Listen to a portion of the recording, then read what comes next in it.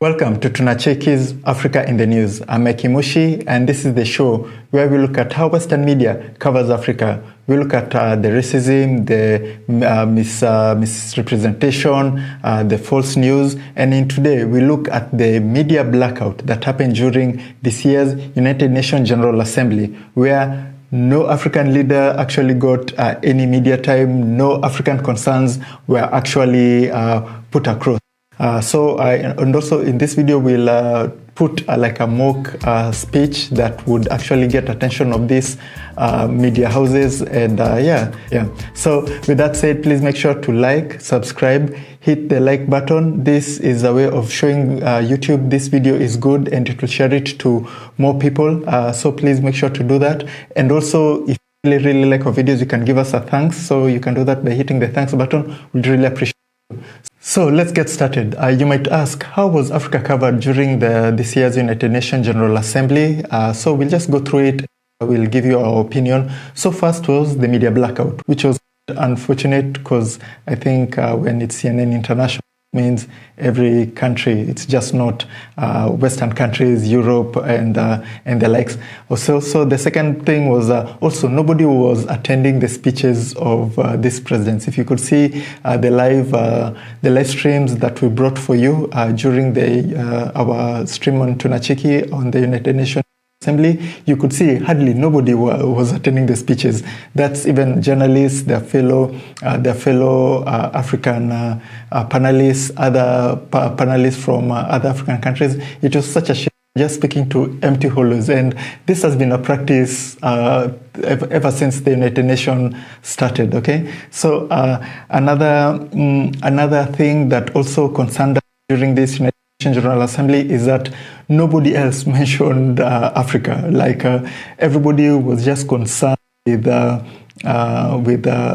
Ukraine and Russia war. The United Nations is supposed to be this world body where we try to solve things, but I think just shows that this organization really focuses just on white lives, European countries, and things that concern European countries, because that's all the attention that got. And also for COVID, the people are still speaking about COVID, and they're only speaking about it because it affected Western countries more than it affected African countries. So so that's also another thing. But when it comes to Africa, nobody cares about African concerns. So those are the things that we saw was extremely unfair when it came to this year's United Nations General Assembly. It's just a reflection of all the General Assembly since the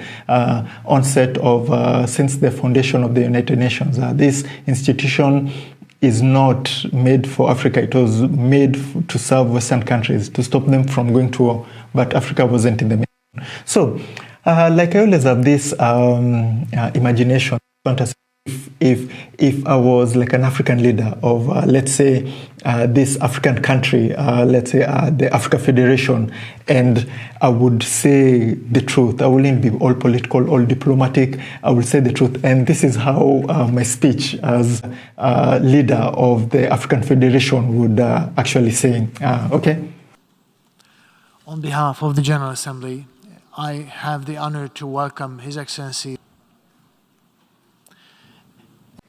President of the General Assembly, heads of states and government, the Secretary General, ladies and gentlemen, good evening. I'd like to congratulate the President of the General Assembly on your successful election. First, I'm not a politician. And second, I know I have 15 minutes to make this speech, but I'll be real and I'll do this in less than 5 minutes. So seeing that our calls for Africa to have a permanent Security Council seat have gone to deaf ears over the years, the Africa Nation and the Africa Federation have decided to 100% boycott the UN. And further, we have started the process of withdrawing from the United Nations. These are more than 55 African countries leaving the United Nations because what's the point? We have also declared that all nations that are responsible for 90% of the climate crisis to immediately start depositing not less than $200 billion annually in a climate fund till the effects of climate change are more favorable to the small countries. So when I mean the countries that are to blame are the United States, China, Germany, Russia, the United Kingdom, France, Japan, India, Canada, and Ukraine. You 10 idiots have single-handedly destroyed the planet, and you have to pay for it. You have to pay for the fix. None of us will pay for it. It's only you, because you are responsible for destroying our planet.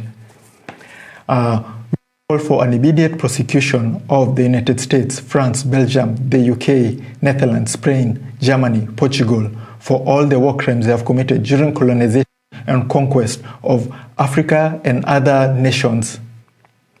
And we claim reparation of $2 trillion from each of these countries. So we have also cancelled every contract by all multinational companies from getting any kind of raw materials from the continent of Africa. So these are all existing contracts from all multinationals have cancelled, and we will let you know when we can start negotiating new contracts for our valuable resources.